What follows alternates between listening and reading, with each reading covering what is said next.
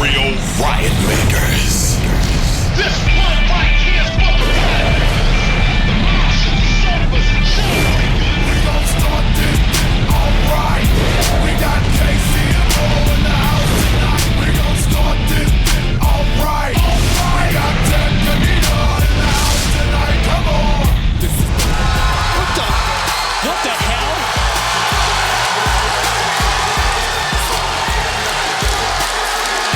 That's Tommy Dreamer. That's the indicator of violence. Do you know about this, Taz? I have no clue. What the hell is Dreamer doing here? He's one of the truest. I don't know why they Oh, here they come again. That's Tommy Dreamer. There's Rhino. Rhino's here? Wow. Stevie Richards and Raven. I mean, Taz, as close as you have been with these four guys for years, I've got to ask you, what's the story on them showing up here at the Impact Zone on a regular basis? Now what, the third, fourth time they've been here? I don't know. Everybody's asking me. I don't know the story. I honestly and truly cannot say I have one favorite hardcore memory. I've been blessed with an amazing career. You know, it's funny, Dixie Carter, called me up and she basically asked me to come and sit in the Impact Zone and just soak it all in. This pay-per-view happened so organically. It wasn't planned. It came about just a few weeks before. I had been talking to several of these hardcore wrestlers, the guys that really gave birth to that and made it an art form. And I always heard the same story about how they just didn't feel like they ever had closure. And then on the other side of it, I'm talking to fans and they're constantly telling me how much this form of wrestling meant to them and how much they miss it. This pay-per-view means a lot to me, a lot to all the other wrestlers involved. I mean, with our extreme roots, where we came from, and the magic that we created. For a lot of the guys, this is their time, and they're very passionate about it, and it's going to be something for me to participate in, and it's going to be something, with the emphasis on something to remember.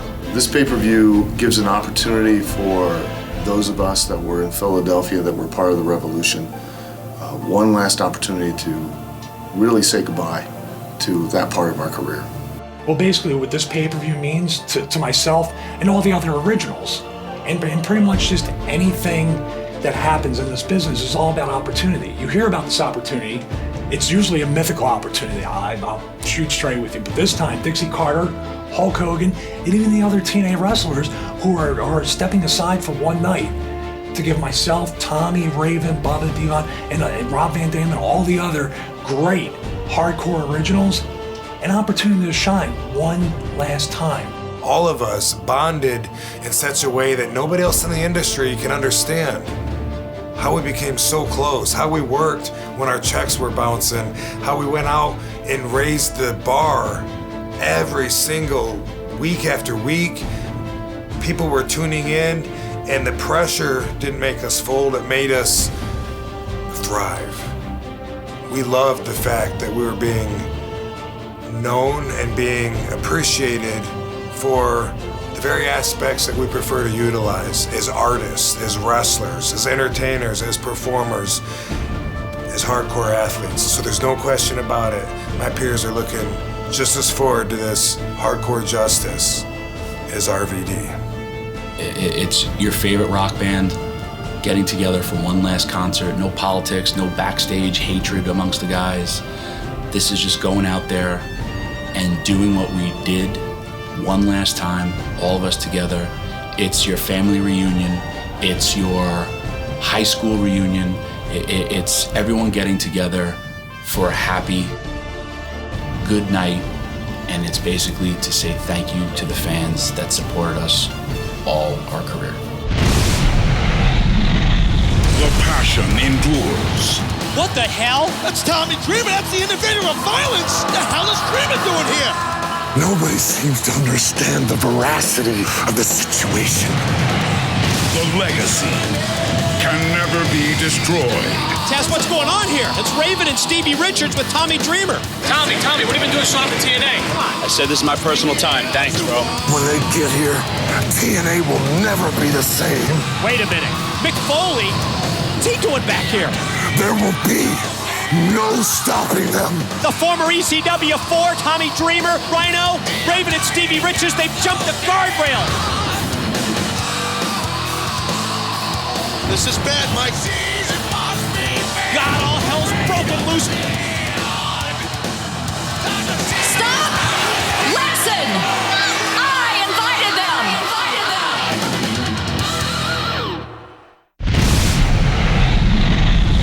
So at this time, do me a favor.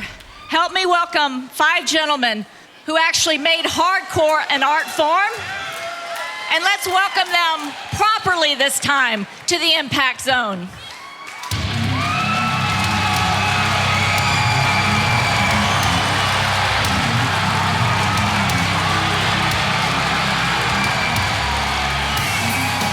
Well, that's Tommy Dreamer as we in the front there with the red shirt. For those who don't know, as you pointed out, he had torn an MCL in that melee last week. His left knee, I believe it is, and that's Rhino right next to him.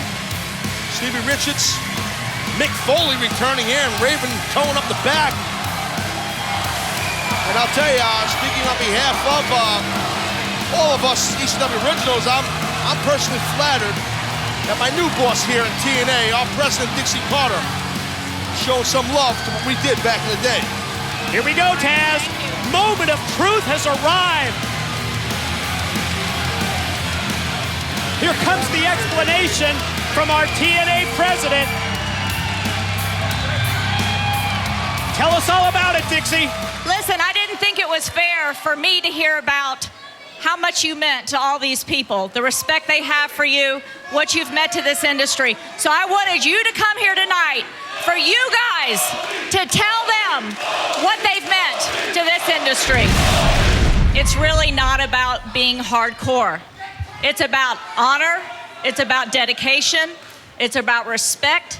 It's about you guys not doing it for fat paychecks.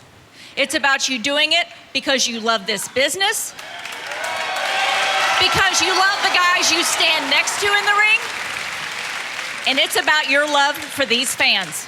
And you always gave them what they asked and more, and they will never forget that.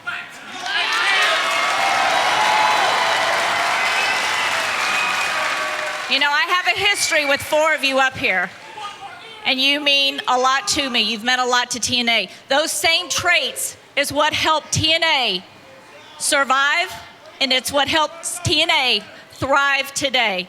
Thank you for setting the bar high. I really appreciate it from the bottom of my heart.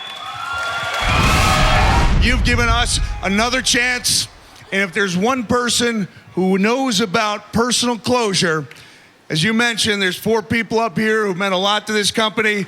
There's also one person who's been as good an ambassador to our business as there's ever been. Amen. Come on over here. Dreamer. Tommy Dreamer, this microphone is yours.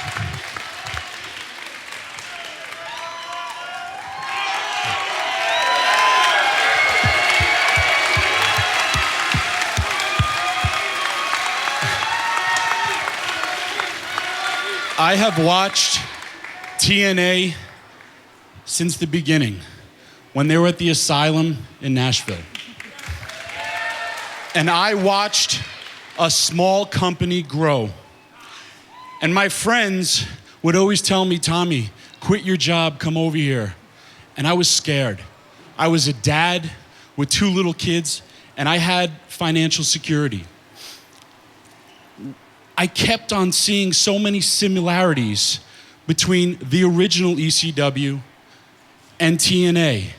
The original ECW was a place where men and women who were unknown became legends, where legends in the wrestling business came to ECW to reinvent their career.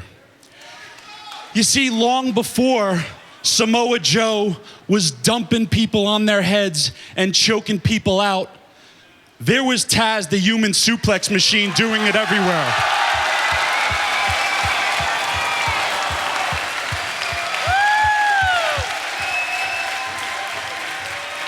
What Ric Flair did for Jay Lethal, Terry Funk did for me and did for Mick Foley. Before the beautiful people, there was Francine and Beulah McGillicuddy. And I saw, when you invited me to Slammiversary, I got to feel TNA. I got to see a bunch of men and women doing what they do for passion, doing what they do for the love of this business, and doing what they do for each and every one of you.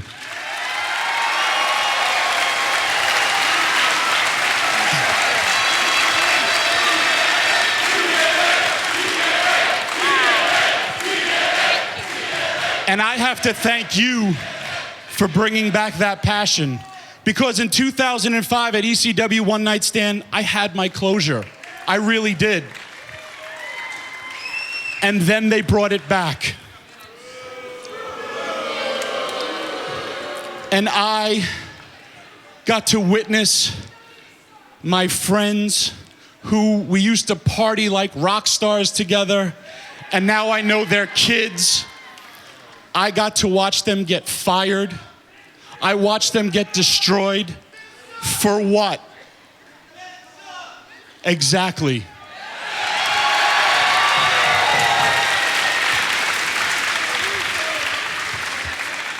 Until it bothered me so much that I had to quit my own job. And at 38 years old, that was a hell of a risk, but I couldn't stomach watching something that I love so much.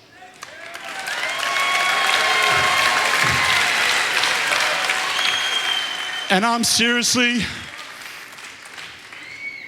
sat out that crowd, and he would talk to me, he would talk to me, he would talk to me, and he was the final one. He showed me all the similarities, everything that happened, and we all put this plan together. And there is only one person that can make it happen, and it's you. It's not about an ECW invasion. This is not about us taking over. This is about men and women who lost their jobs, whose lives were affected by it. I refuse to cry because I'm really happy. I love you guys too.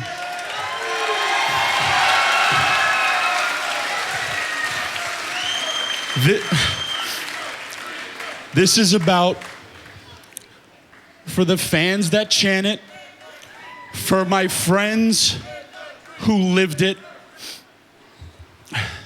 that our legacy is not destroyed. I beg of you, for one night, give us one night to show the world what we had, and our legacy can live forever. I beg of you. Do you guys want one night? Do you guys want one night?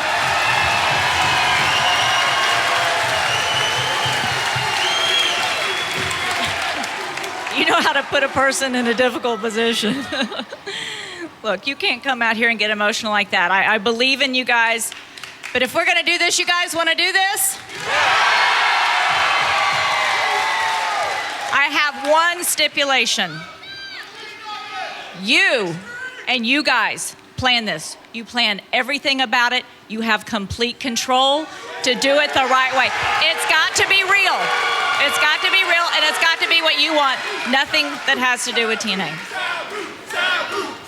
TNA is giving this to you. Impact Zone, we're going extreme.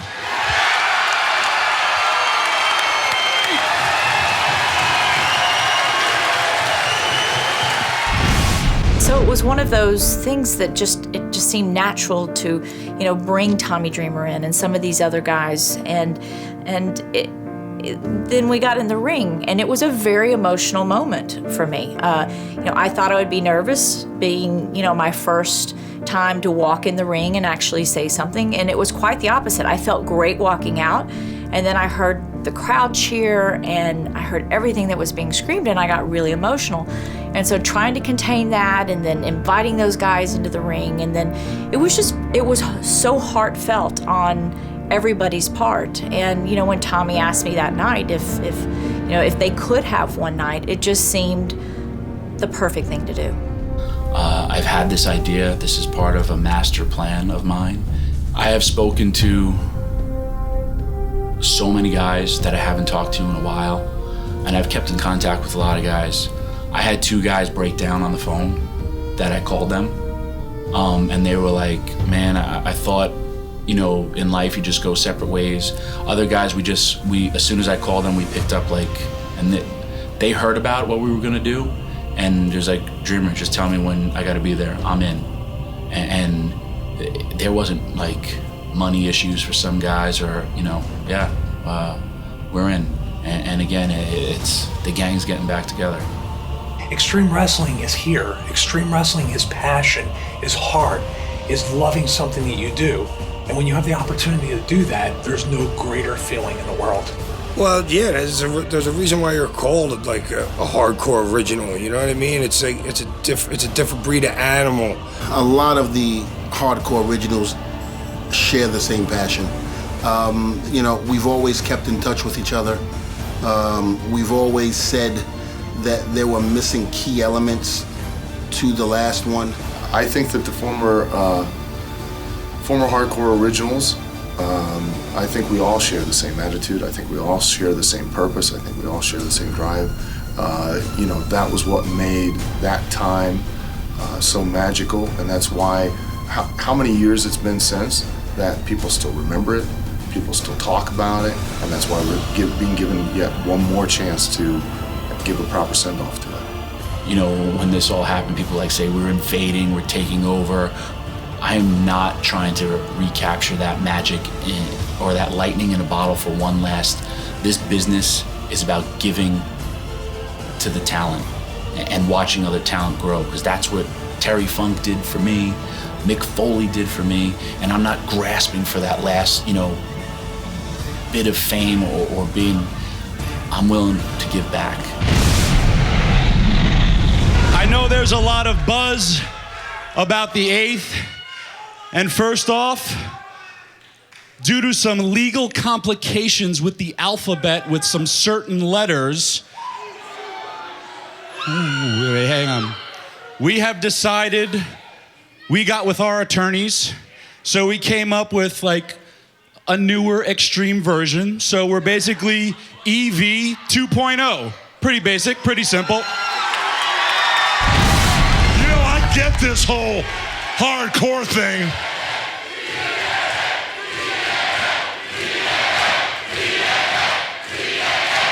Like I was saying, I get this whole hardcore thing, but these guys are going to take it to another level, because the shot that was heard around the world when Dixie made the announcement just kept rolling out and rolling out. And she said these guys were to the 90s what I was to the 80s. I'm going to agree 110% with Dixie Carter about that. But I missed the whole thing. I really did, because while they were tearing it up in the 90s, I had a black beard running around ruling my world. But I'm going to have a chance to see it now, because at Hardcore Justice, I can't wait to see hardcore right again, and nobody does it better than these guys.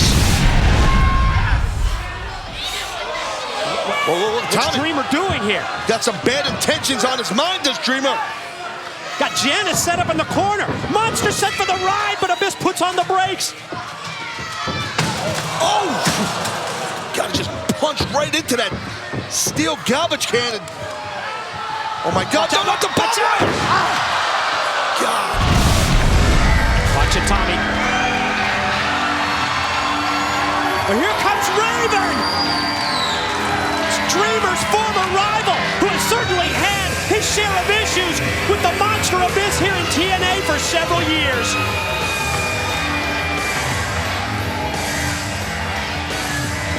Well, trying to do the right thing.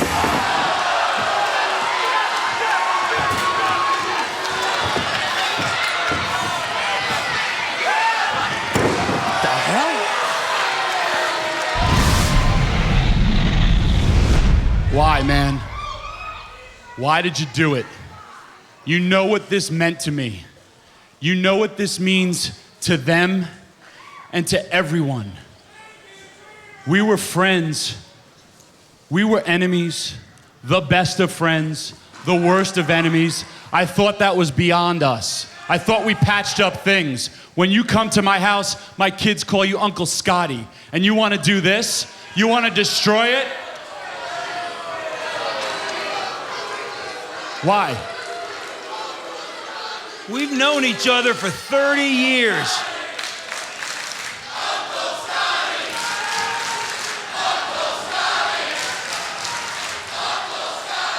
We've known each other for 30 long years.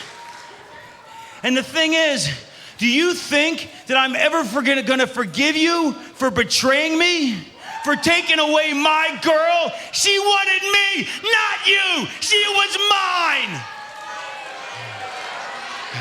You stole her from me and you married her, and those kids, they should have been mine. So I waited. I bided my time knowing sooner or later you would commit your heart and soul to something. I laughed at your stupid little jokes. I listened to your insipid little stories, waiting for the moment. And now here it is. You've committed everything and I've shattered it in a million pieces. Those kids shouldn't be calling me Uncle Scotty. They should be calling me Daddy. I'm gonna cripple you at hard justice. Then I'm gonna find my ex and I'm gonna give her some hard justice of my own. And instead of those kids calling me Uncle Scotty, your wife's gonna be the one calling me Daddy. Well, I told you it was personal. Yeah, you weren't kidding when you said it was more than just a wrestling grudge, Taz. Look at Raven. Jesus, chair shots for both Brother Ray and Brother Devon. That's a consummate veteran right there. Picked his spots, eliminating Brother Ray and Brother Devon.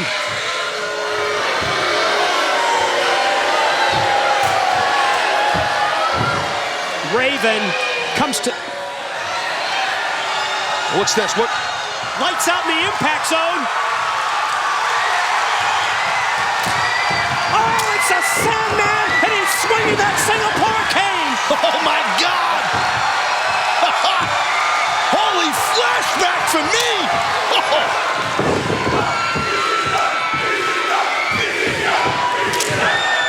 EV2 in full effect right here.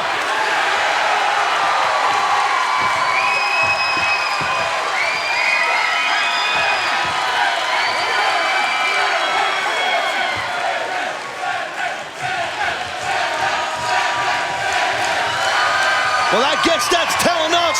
I would assume we're going to see the Sandman this Sunday at HardCORE Justice. You've talked about flashbacks. What a rare opportunity it's going to be to turn back the clock just one more time.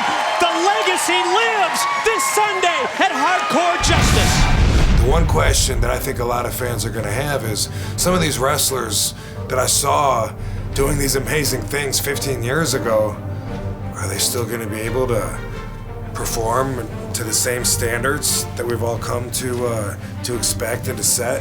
Yeah, we are, because it's up here. It's a mindset, and we all feel held back if we're not totally allowed to just run free. So this is going to be an extremely rewarding night for us and for the fans. The last stand, it's more or less, I guess, the last shot to make another impression. To make another shot for all the EV2 members to go out there and do what they did in years past. All the violence and hardcoreism that we all brought, I think tonight is that closure. You know, one more shot, almost like an old timers day, but some of these guys aren't so old. What can the fans expect from this pay-per-view? They can expect pain, agony. They can expect brutality. Well, the fans can expect what they have expected from the TNA product.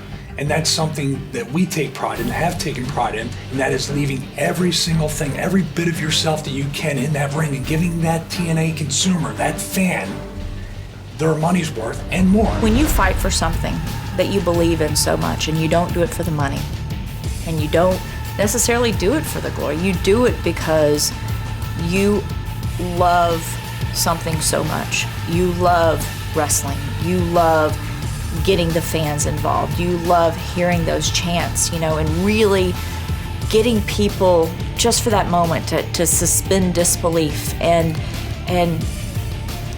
it's special when it comes from the heart. And these guys have always done it for that reason. And I think that's, again, very much why there is that kindred bond between so many of these guys, and these guys that have been in TNA and the guys who have been just in TNA, because we're not a company that's been able to give big fat paychecks.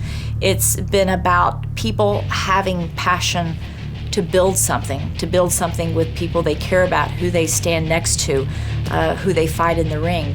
And that's what made that special, and that's what makes TNA special. Yeah, we're gonna go out there one more time for the fans, and we are gonna give them what they've come to know and love from that company and Team 3D. Street fight, anything goes, weapons, craziness,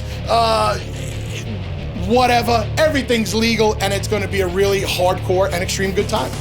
I think the fans are gonna be shocked to see a lot of the guys, what they look like. I think they're also gonna be shocked that a lot of guys can still do it in the ring. I've called everybody, man, and guys are excited. It's different. We're older, yeah. A lot of guys are sober. This is their closure for their lives. They didn't enjoy it as much because, we were rock stars, man. And this, again, the fans could expect just one last night of what you grew up with, being together one last time. If I could have one more day with my dad, I would do it. I have one more day with my friends. The HardCORE Originals return as TNA Wrestling proudly presents HardCORE Justice. The HardCORE deal was a work ethic. It was what we were about. It was our lifestyle. It was the passion. It was the desire. When we were doing it, we never realized the impact we were going to make, and we changed the wrestling business. The Last Stand, HardCORE Justice, and what it means to me. It means a lot to me, but I think it means a lot more to certain other guys. We developed, we became who we are, we found our identities back then. I used a phrase on television where I said it gives me another chance to make a last impression. There's a lot of people participating who didn't go out the way they wanted to. For a lot of people, this would be the most important match of their career because it's a way to put a final stamp on their legacy. It's only fitting, it's only right to go out this way and to have the guys who sacrificed their lives, their bodies, their bloods, their sweat, their tears, just everything that they put on the line in that company back then, to be able to say goodbye one last time. My peers are looking just as forward to this HardCORE Justice as RVD. I was part of a revolution. Taking my craft, my passion, beyond the edge of extreme. This is where I became a star, became a man. It is where I learned respect. It is where I learned honor. It's where I made my career. I'm forever hardcore. For we will always be extreme. This is what I do. And the reason I am who I am. This is HardCORE Justice, and this is our last stand. The fans still chant it. The passion endures. The legacy can never be destroyed. On August 8th, the HardCORE Originals return. One night, one event. The world is theirs. Extreme Wrestling is back. TNA Wrestling proudly presents HardCORE Justice, The Last Stand. This Sunday on pay-per-view.